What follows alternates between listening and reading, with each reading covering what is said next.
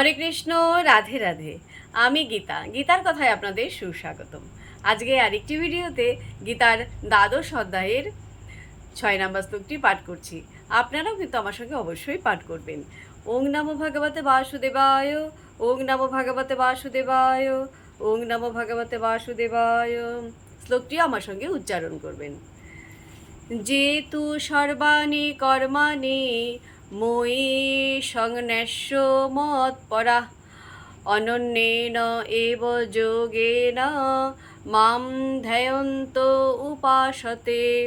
অনুবাদ: যারা সমস্ত কর্ম আমাতে সমর্পণ করে মতপরায়ণ হয়ে অনন্য ভক্তি যোগের দ্বারা আমার ধ্যান উপাসনা করেন।